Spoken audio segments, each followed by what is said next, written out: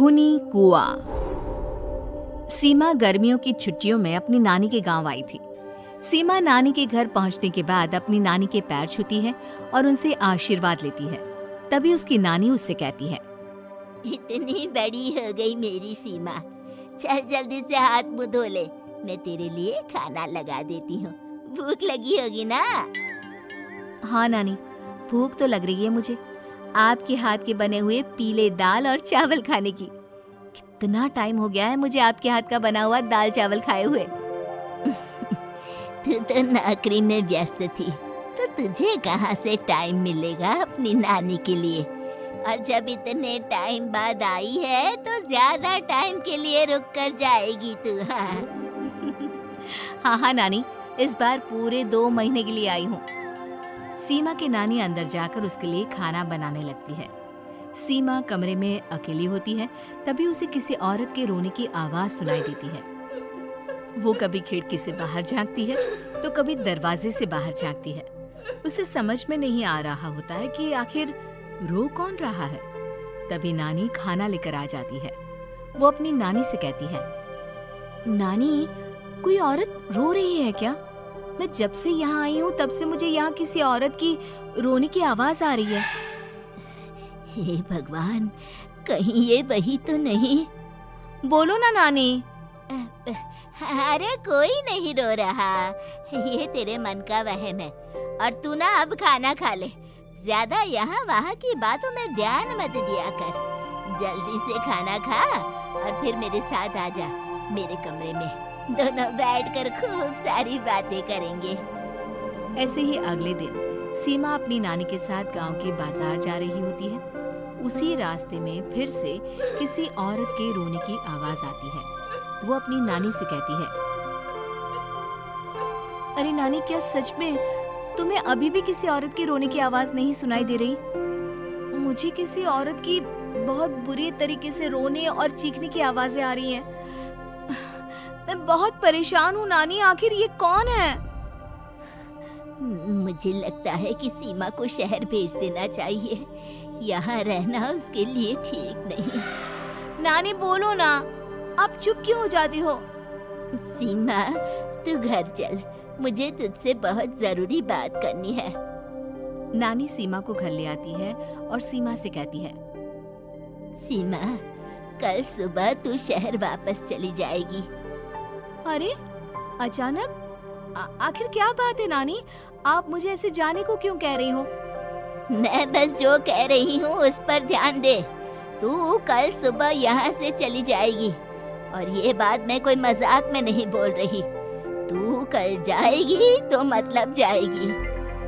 अरे नानी, चली जाऊंगी मैं, ठीक है, पर आखिर बात क्या है ये तो बता दो। मम्मी से कोई बात हुई है या फिर मुझसे कोई गलती हुई है जो तुम मुझे अचानक से जाने के लिए बोल रही हो? देख सीमा, रात बहुत हो चुकी है और मुझे इस बारे में कोई बात नहीं करनी। चल, अब चल के मेरे साथ सो जा। सुबह की बस पकड़कर तुझे शहर भी तो जाना है। सीमा को अपनी नानी का ऐसा व्यवहार देखकर बहुत ही अजीब लगता है। उसे कुछ समझ में नहीं आ रहा होता है कि आखिर उसकी नानी उसे अचानक से गांव छोड़कर जाने के लिए क्यों कह रही है।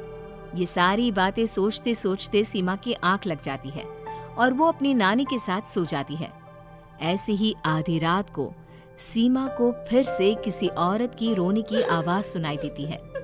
वो उस औरत की आवाज सुनकर बार बार करवटें बदल रही होती है और तभी उसे सपने में भी एक अजीब सी औरत की परछाई दिखाई देती है, जो इतना चीख चीख कर रो रही होती है कि सीमा डरकर उठ जाती है। वो पूरे पसीने पसीने हो रही होती है। वो अपने आसपास देखती है तो घर में बिल्कुल शांति का माहौल होता है। सीमा घबरा जाती है। वो अपनी नानी को जगाने की कोशिश करती है, मगर उसकी नानी नहीं जगती। सीमा को फिर से उस औरत की रोने की आवाज सुनाई देती है। आखिरकार सीमा अपने आप को रोक नहीं पाती और वो घर का दरवाजा खोलकर बाहर निकलती है। आखिर ये माजरा क्या है? आज तो मैं पता करके रहूंगी। अब आवाज का पीछा करते हुए सीमा आधी रात को गांव के चौपाल के पास बने कुएं के पास पहुंच जाती है, जहां कुएं की चारों ओर बेड़ियां लगी होती हैं। उन बेड़ियों में लगे हुए ताले के साथ एक लाल रंग का कपड़ा और माता रानी का कलावा बंधा होता है। उस कुएं में से सीमा को किसी के रोने की आवाज आती है। सीमा परेशान हो जाती है। इस कुएं में कौन है? कौन है यहाँ? सुनो, कौन है? कौन रो रहा है? वो चिल्ला चिल्ला कर पूछती है और साथ ही लोगों को जगाने की कोशिश करती है, मगर किसी को भी उसकी आवाज सुनाई नहीं देती। अब सीमा खुद उस कुएं के पास की बेड़ियों और तालों को खोलने की कोशिश करती है और किसी तरह कुछ देर की मशक्कत के बाद सीमा उसको खोल भी देती है। और जैसे ही वो कुआं खोलकर उसके अंदर झांकती है, सीमा उस कुएं में गिर जाती है। इतने में उसकी नानी की नींद भी खुल जाती है और सीमा को पास ना देखकर नानी परेशान हो जाती है। नानी घबराकर पूरे घर में उसे ढूंढने की कोशिश करती है, जिसके बाद उसकी नानी और सभी लोग उस खूनी कुएं के पास जाते हैं और सीमा की नानी कुएं के पास खड़ी होती है। सभी गांव वालों और सीमा की नानी को सीमा के चिल्लाने की आवाज आती है, बचाओ, कोई मुझे बचाओ। मेरी बच्ची, हम आ गए, हम तुझे बचा लेंगे। नानी, मुझे यहाँ बहुत डर लग रहा है। यहाँ इंसान की कटी हुई मुंडियाँ, हाथ, पैर और कंकाल है और खून भी है। नानी, मुझे डर लग रहा है। आप सब मेरी मदद कीजिए, नहीं तो ये खूनी कुआं मेरी बच्ची को भी खा जाएगा। अरे मुझे तो ये समझ में नहीं आ रहा कि आखिर इस खूनी कुएं को खोला किसने। सालों पहले इसको इतनी मुश्किलों के बाद तांत्रिक बाबा ने बंद किया था। अरे पूरा गांव खूनी कुएं के बारे में अच्छे से जानता है, तो कोई भी जानबूझकर तो ऐसा करेगा नहीं। मतलब किसी ने अनजाने में इसे खोल दिया है भैया। सीमा को इस बारे में मालूम नहीं था और जब से वो यहाँ आई थी तभी से उसे किसी औरत के रोने की आवाजें भी सुनाई दे रही थी। कहीं सीमा ने ही तो उसे नहीं खोला। अगर ऐसा है तो फिर सीमा का बचना बहुत मुश्किल है। वहीं कुएं के अंदर सीमा रोते हुए बैठी होती है कि उसे आवाज सुनाई देती है जो कुएं के बाहर खड़े गांव वालों में से किसी को सुनाई नहीं देता। आज सालों के बाद मुझे ताजा खून मिलेगा। तेरा खून पीकर आज मैं अपनी प्यास बुझाऊंगा।